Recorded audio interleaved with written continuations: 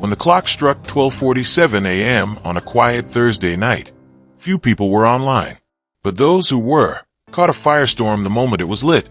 On his Truth Social account, President Donald J. Trump had published a late-night rant aimed directly at Congresswoman Jasmine Crockett. The post wasn't policy-focused or thoughtfully critical. It was personal, erratic, and venom-laced. A tightly cropped photo of Crockett speaking on the House floor was posted with a scathing caption. "This low-IQ radical left lunatic wants to destroy America. Look at this weave. Total disaster. She doesn't love our country. She hates it. Corrupt to the core." The post, riddled with typos and angry caps lock emphasis, didn't stay tucked in the corners of a niche platform. Within minutes, screenshots were shared across X, TikTok, and Instagram. By 1 a.m., hashtags like hashtag We Stand With Jasmine and hashtag Trump is Unhinged had rocketed into trending status. It wasn't just the insult that sparked outrage, it was the target. Jasmine Crockett wasn't a fringe figure or a political unknown. Her name had been circulating in political circles and progressive media for years. She had become known for her blunt honesty during House hearings and for breaking down complex issues like voting rights and police accountability without relying on cue cards or safe language. She didn't temper her voice to be palatable. She spoke like someone who knew she belonged in the room, even when others didn't want her there. So when Trump attacked her, the blow didn't land in silence. It echoed. By 2:30 a.m., civil rights groups had issued statements denouncing the post. Even a retired Republican senator from Arizona tweeted that while policy debates were fair game, personal, racially tinged attacks like this should have no place in public office, let alone from a sitting president. Yet amidst the mounting pressure, Jasmine Crockett had said nothing. Not a tweet, not a video, not even a quote through a staffer. Just silence. That silence, however, wasn't weakness. It was intentional. In her modest apartment in Capitol Hill, Jasmine sat curled up on her couch in a faded hoodie, glasses perched low on her nose, her phone buzzing every few seconds. The barrage of texts ranged from high school friends and distant cousins to cable news producers and local activists. Her chief of staff, Lennox Green, had called her twice already. She didn't answer. Then came the text. "They're going to spin this hard. You good?" Still no reply. She wasn't in a war room or surrounded by advisors. She was alone with her thoughts, scrolling, observing. She'd been in politics long enough to recognize a storm when it came. An outrageous statement grabs headlines. People react emotionally, and soon, the conversation isn't about the issue. It's about the drama. But this wasn't just about her feelings. It was about timing. In less than 12 hours, she was scheduled to appear live on Face the Nation to discuss a series of controversial new voting laws sweeping across southern states. The interview had been booked for weeks. Now, thanks to one social media post, she wasn't just a guest, she was the headline. When Lennox called again, she picked up this time. "You good?" he asked, his voice tight. "I'm better than good," she said calmly. "You saw the post." "Everyone saw the post. You want to cancel the show. We can push it, take back the narrative on our own time." There was a pause. Then, "No, we're not canceling anything." "What's the angle?" "I'm not going to let him bait me into a screaming match, but I'm not going to let it slide either. You know this is going to get ugly." "It already is," she said. "But tomorrow, they're going to see what leadership actually looks like." The sun had barely broken the horizon when major news outlets began teasing her upcoming interview. CNN, MSNBC, CBS, all of them spotlighted the sudden clash as a must-watch moment. Even Good Morning America included her segment in their promo reel. At CBS Studios in Washington, Jasmine Crockett sat in the green room, dressed simply and sipping a cup of lukewarm coffee. The TV on the wall played muted coverage of political commentary. Headlines flashed. Crockett responds, and Trump stirs race and gender controversy again. A production assistant knocked lightly. "Do you want a little contour?" she asked, makeup kit in hand. "Just powder," Jasmine replied with a small smile. "I want to look like myself." Lennox stood nearby, arms crossed, pacing slightly. He had worked with Jasmine long enough to know she didn't need a prep sheet or a spin strategy. Still, he couldn't help the nervous tapping of his foot. They're going to try to steer this into a shouting match. Stay on the policy stuff if it gets rough. She glanced up at him, unflinching. Lennox, this is the policy stuff. He nodded, saying nothing more. She wasn't new to this game. Before Congress, Jasmine had been a public defender in Dallas County. She'd made a name for herself, taking on cases most lawyers passed on. She walked into courtrooms with scuffed heels and walked out with wins built on airtight logic and unshakable presence. People listened because they had no choice. She didn't demand the floor. She took it. Backstage, the lighting crew adjusted her mic and gave her the countdown. 3 minutes. Then 2. Then 1. The host, Maren Faulkner, leaned in with a familiar smile. You good? Always, Jasmine replied without hesitation. As the cameras rolled and theme music played, the nation leaned in. Maren introduced her as a rising voice in the fight for voting rights, then pivoted, exactly as expected. But first, she said smoothly, I'd be remiss if I didn't ask about the president's post last night. You've remained silent. Do you have a response? That was the moment. The camera tightened its frame. In the control room, technicians paused. Lennox held his breath. Jasmine didn't fidget. She didn't stall. She leaned forward, took a measured breath, and spoke. I've spent my life speaking for people who don't get invited to the table, she began. People who are told to stay quiet, to be nice, to not take up space. And when they do speak, when they challenge the status quo, they're labeled as angry, or stupid, or dangerous. Maren interjected. Are you suggesting that's what the president was doing? I'm not in the business of interpreting intentions, Jasmine replied coolly.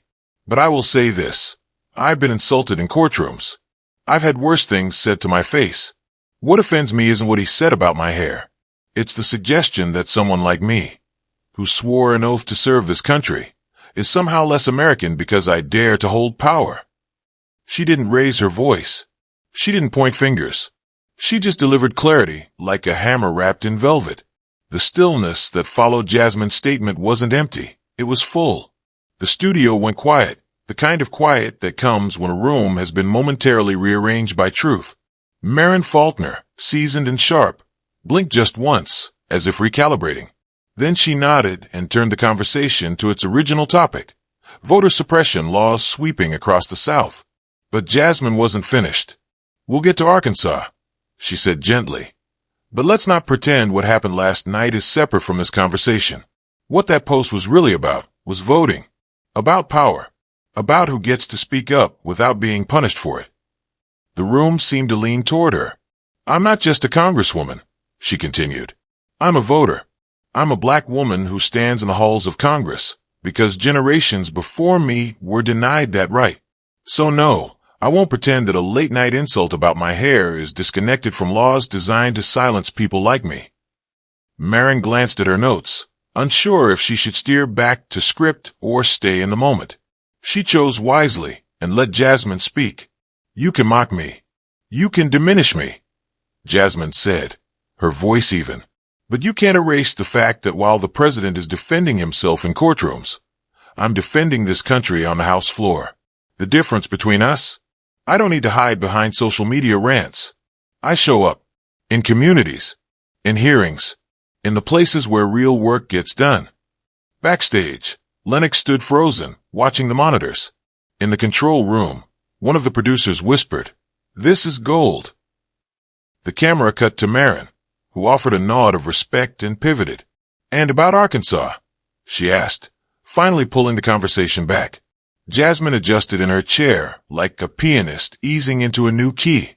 They've passed a law requiring new forms of voter ID, ones that disproportionately affect students, seniors, and low-income residents, the people who already have the hardest time getting to the polls. She didn't waste words. Every answer was direct, clear, and tethered to real lives. There was no jargon, no grandstanding, just policy, made personal. By the time the interview ended, the entire political world had already taken notice. As the outro music played and cameras cut, Maren leaned in once more. "Congresswoman Crockett," she said into her live mic, "thank you for your clarity and your time. Jasmine gave a small nod. Thank you for the space. She stood up, unplugged her mic, and walked off set as if she hadn't just delivered one of the most poised and pointed takedowns of a sitting president in modern history. No dramatics. No need for a final word. In the hallway, Lennox was waiting, phone in hand. You broke the damn internet, he said. Jasmine raised an eyebrow. In a good way. He turned his screen toward her. CBS had already clipped and posted the interview. On TikTok alone, the video had 400,000 views in under 20 minutes. This clip's moving like wildfire. Told you, she said, smoothing the sleeve of her blazer. You don't chase the moment. You anchor it. Reporters were already gathering outside. A trio from Politico, The Hill, and a local blog that usually wrote about new D.C. restaurants tried to intercept her. Congresswoman, do you believe the president's remarks were racially motivated? Are you filing an ethics complaint? Are you planning to endorse a candidate in 2026? She didn't answer, not because she didn't have something to say, but because she'd already said it, on record, fully, in view of the whole country. By the time she and Lennox made it back to their car, her voicemail inbox was full. So was Lennox's. Messages from colleagues, friends, strangers. One from a conservative representative simply said, "Didn't agree with everything, but that was something. Well done." Lennox exhaled hard as they pulled out of the CBS lot. "We need a follow-up plan." "For what?" Jasmine asked, scrolling through messages. "This is bigger than a segment now. This is going to build." She watched her own clip play again on social media. Not from vanity. She just wanted to see what others were seeing. Not the sound bites. The weight. The tone. The restraint. "Let it build," she said quietly. Back in the heart of D.C., the traffic flowed like any other day. But something had shifted. Not just for Jasmine. For the entire conversation. In a political world addicted to noise, Jasmine had delivered something different. Grounded. Measured. Fierce, but never loud. By early afternoon, the full impact began to register. Her inbox was stacked. Messages flooded in from constituents and strangers alike. Some were emotional, others practical, a few pleading. Please run for something bigger. Meanwhile, Jasmine wasn't even at her office. She was at a small diner 3 blocks from her apartment. No cameras, no makeup, just her and Lennox, and a turkey club sandwich she had barely touched. "You're trending again," Lennox mumbled, eyes glued to his screen. "Reddit's going off." "I'm not downloading Reddit," she said, smirking. Probably a good call. 2 booths over, a man in a worn Navy Union jacket lifted his coffee cup toward her. He didn't speak, just nodded. She returned the gesture with a soft nod of her own. Across the table, Lennox finally looked up. "You know what's wild? The people replying aren't just your base. It's teachers from Ohio, a firefighter in Kansas, a veteran in Oregon. They're not just clapping. They're connecting." She picked at her sandwich.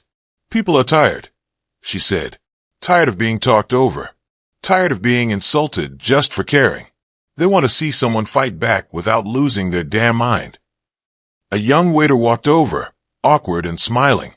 "Sorry to interrupt," he said, holding a coffee pot. "I just wanted to say, you handled that interview with class. My grandma called me crying after she saw it. Said you reminded her of Fannie Lou Hamer." Jasmine blinked. "That's a lot. Thank you." He nodded, cheeks flushing red. "Thanks for not yelling. That meant something." She watched him walk away, the word yelling lingering in her mind. Her whole life, she'd been told to raise her voice to be heard.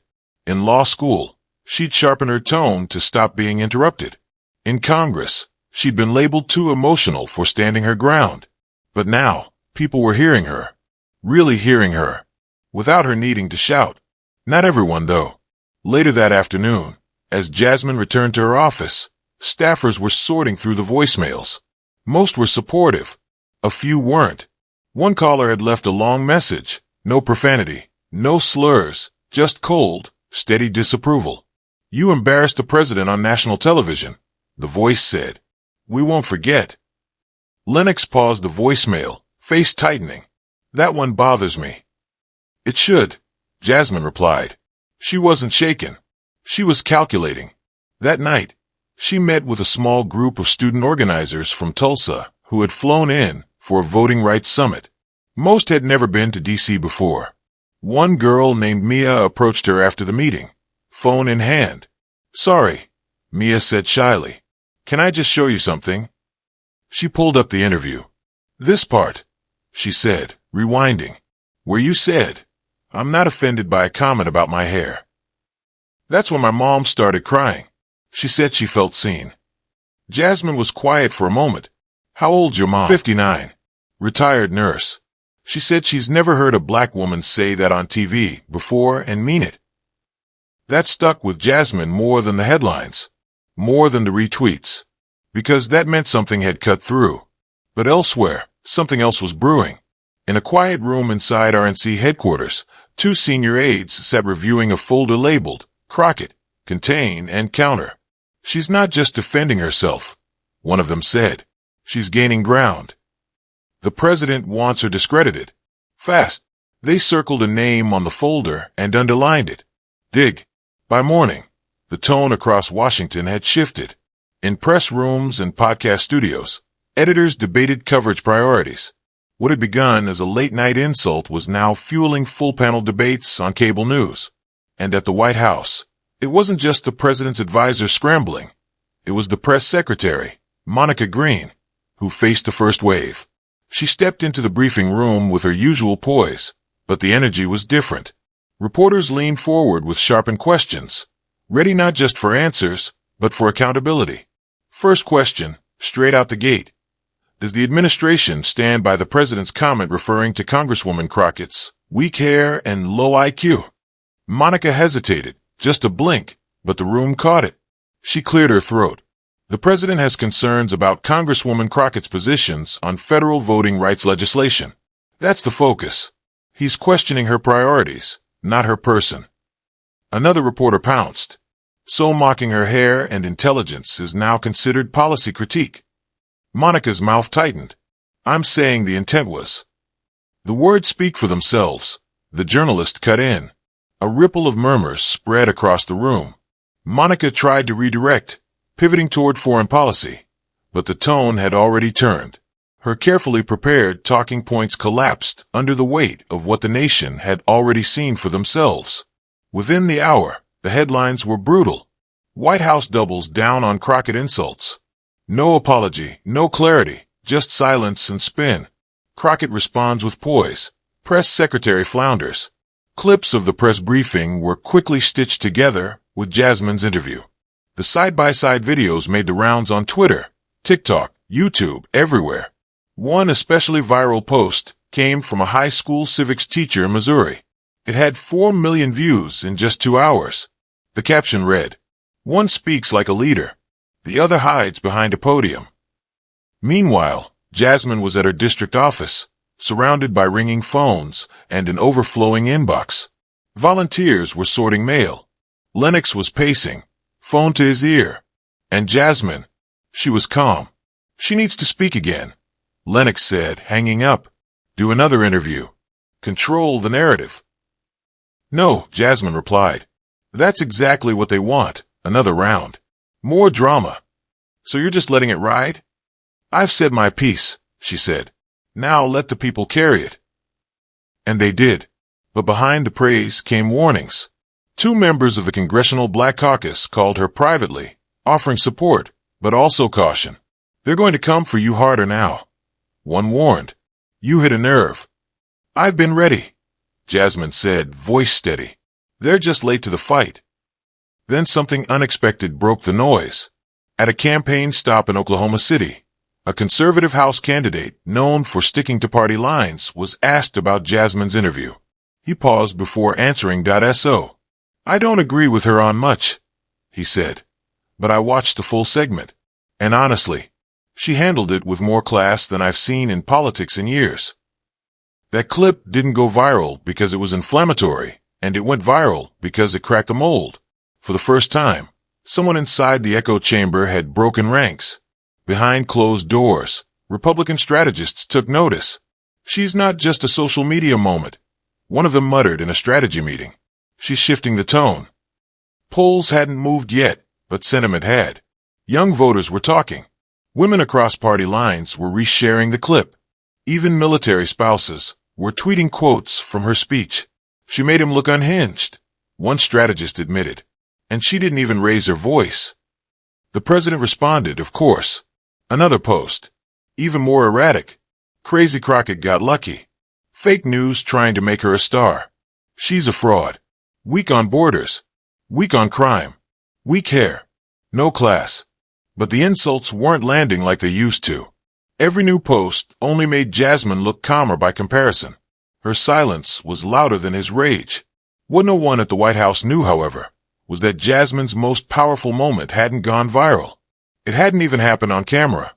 3 days after the interview, a plain manila folder appeared on her desk. No stamp, no post-it, no markings, just a quiet delivery from Yvette March, her legislative aide. It came from a contact on the subcommittee. Yvette said, "You'll want to read it." Jasmine opened it carefully. Inside, 2 printed emails. The first was dated nearly 9 months earlier. Subject line, Disruption Risk, Crockett Talking Points.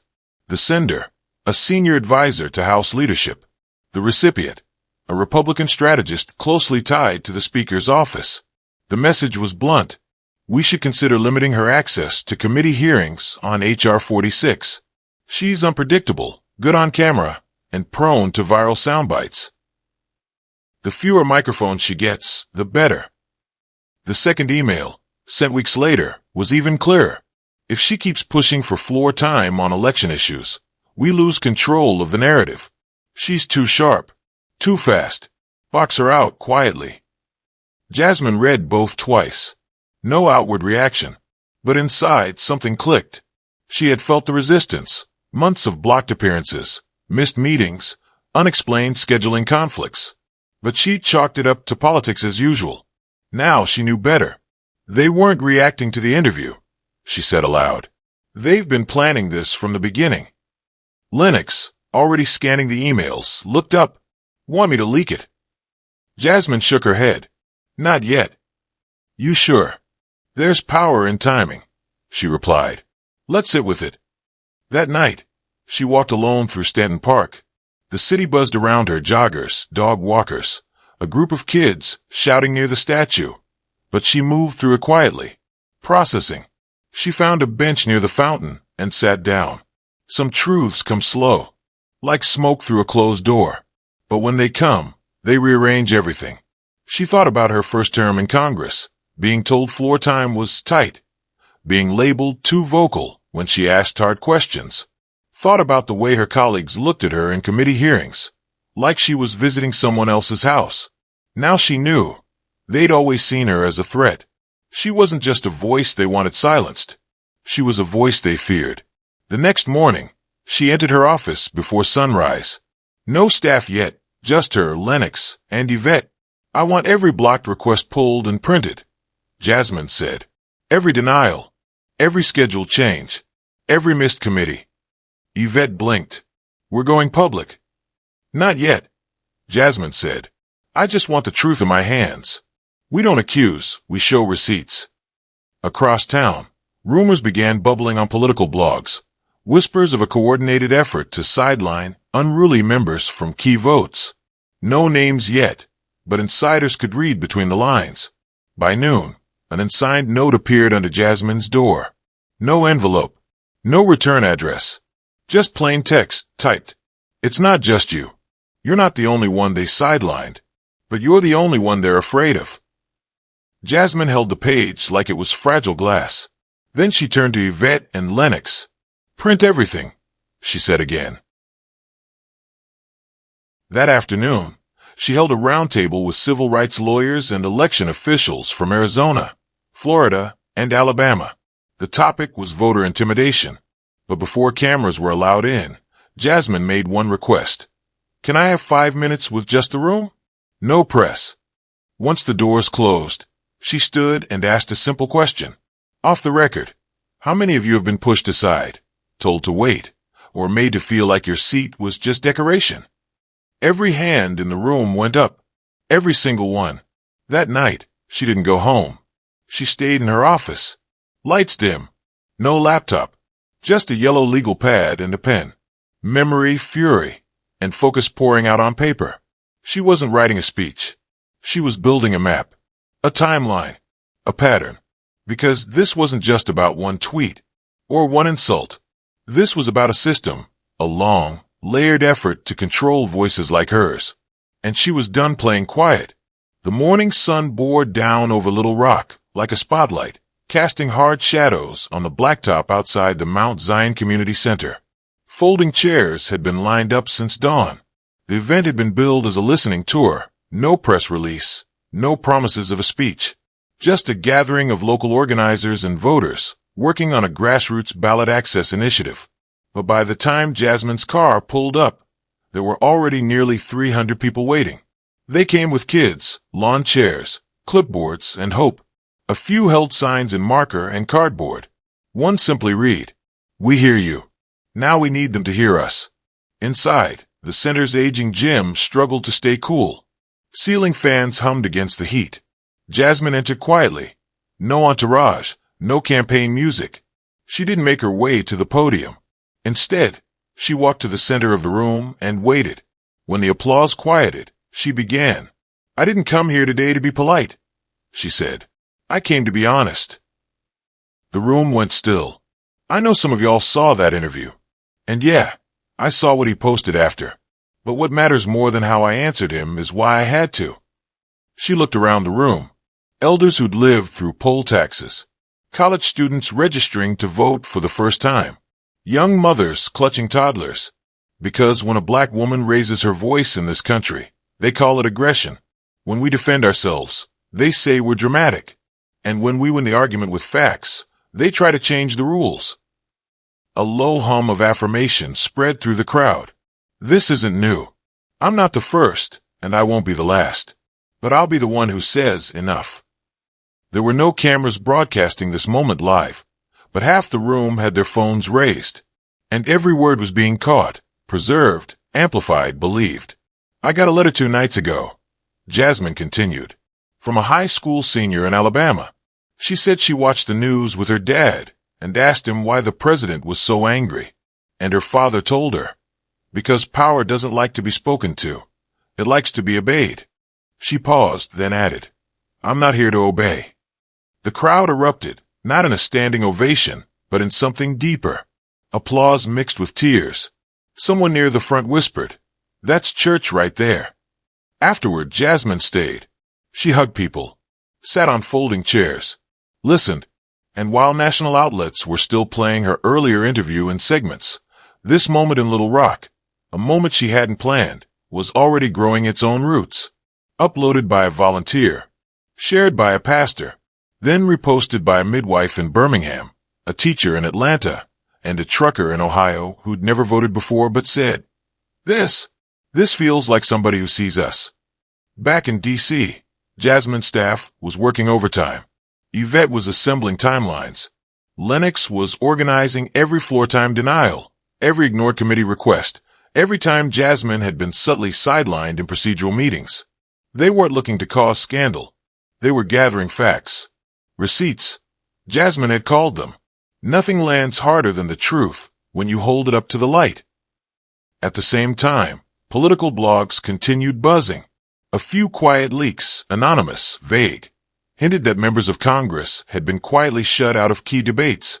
But the only name that kept coming up again and again was Jasmine Crockett. Then came the letter. This time it wasn't anonymous. It came from a group of election monitors, lawyers, and nonprofit watchdogs who'd worked alongside her during her early campaigns. It was a public statement. Congresswoman Crockett has been targeted not for what she's done wrong, but for what she's done right. Ask the right questions, show up when others wouldn't, and say what many are afraid to say aloud. It wasn't written with fire. It was written with conviction, and that made it even more dangerous to her critics. The White House noticed. So did leadership in Congress. And the pushback came fast. Suddenly, an old clip of Jasmine from 6 years ago was recirculated by partisan media. She was a young public defender at the time, arguing passionately in a heated courtroom. The video, out of context, was framed as unhinged, radical, volatile. But the internet had changed. Viewers weren't as easily manipulated.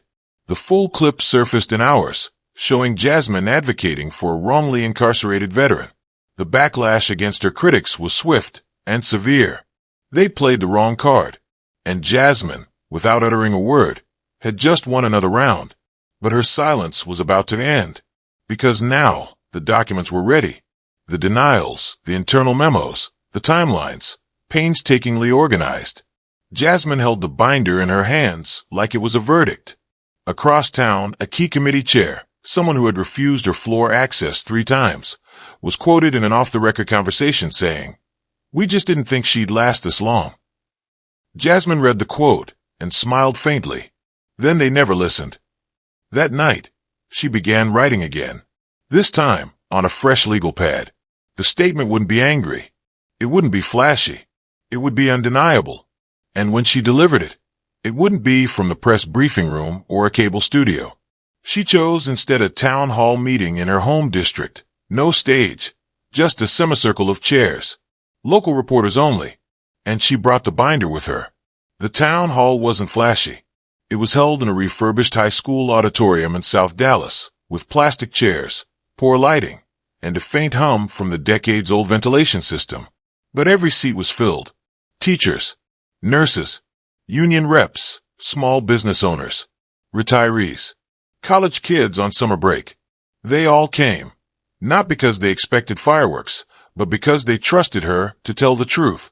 Jasmine Crockett walked in without notes, without handlers. Just a thick black binder in her hand, and the quiet fire in her eyes. "Tonight," she began, "I'm not here to make a speech. I'm here to set a record straight." She placed the binder on the table next to her. "This," she said, tapping it lightly, "isn't a prop. It's proof." She opened to the first page. A list of every floor time request she'd made that year. Everyone stamped declined, deferred, or rescheduled. Next came the committee hearing rosters. Every panel on voting rights, criminal justice, and economic equity where she'd requested a seat. And every instance she was passed over in favor of less experienced colleagues. Then came the emails. Redacted, yes, but revealing. Internal correspondence showing how leadership had strategized around her visibility. Phrases like limit her mic time, manage optics, and Crockett should not lead this bill were sprinkled throughout. The crowd sat in stunned silence as she spoke, not with outrage, but with clarity. "I didn't come to Washington to play dress-up in a title," Jasmine said. "I came to legislate. I came to serve. And from the very beginning, they were scared not of what I'd break, but what I'd build." A woman in the front row started clapping. Then another. Soon the room was filled with applause, not rowdy, not performative, but resonant. Like they weren't just applauding her, but finally hearing themselves represented. Jasmine held up one of the emails again. "I was called media savvy and disruptive." Like those two things cancel each other out. But what they don't understand is that when you grow up having to explain your worth in every room, you learn how to make your words count. She paused. "I was never the problem. I was the mirror." Outside the auditorium, reporters were waiting, not in a frenzy, but in a quiet line. They didn't shout questions. They just recorded. That night, Jasmine didn't go viral in the usual sense. She wasn't a trending hashtag or a meme. But her binder? The scans went up online within the hour. Her district team uploaded everything to her official site under one button. Transparency. Across social platforms, people weren't arguing about whether she was right or wrong. They were simply reading, and reposting, and talking. Even some of her skeptics, the moderates, the independents, the people who had called her too loud, or too ambitious, began to shift. Not because they suddenly agreed with every position she took, but because they saw something rare, consistency. While this was happening back in D.C., the tone changed. Quiet phone calls between senior staffers, internal strategy meetings asking, what else might she have? Even a handful of conservative aides admitted off-record that they'd underestimated her. "She's not playing to win Twitter," one said. "She's playing to last." Trump posted again. This time, it was incoherent rage. Crazy Crockett is a puppet. Binder full of lies. Bought and paid for. She's done. But the comment thread was different now. People weren't laughing. They were linking sources. Citing timestamps. Debunking in real time. The playbook wasn't working anymore. Then came the real moment of reckoning. 3 days later, Jasmine was invited formally to co-lead a bipartisan task force on voting access and electoral transparency. It wasn't a public apology. It wasn't an act of goodwill. It was survival. Because young voters were watching.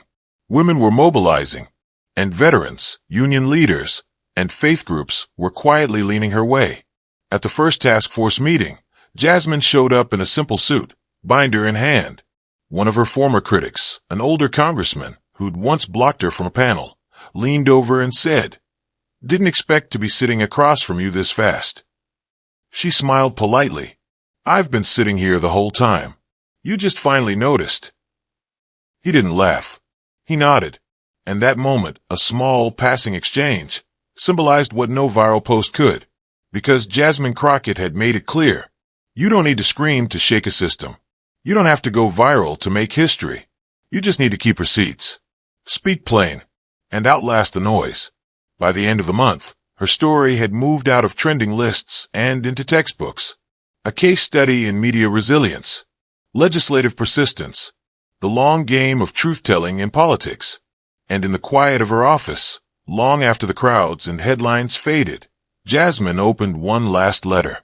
Handwritten. No return address. It read, "You didn't save the world, but you made me believe it's still worth trying. That's more than enough. See." She folded it neatly, slipped it into the back of her binder, and got back to work,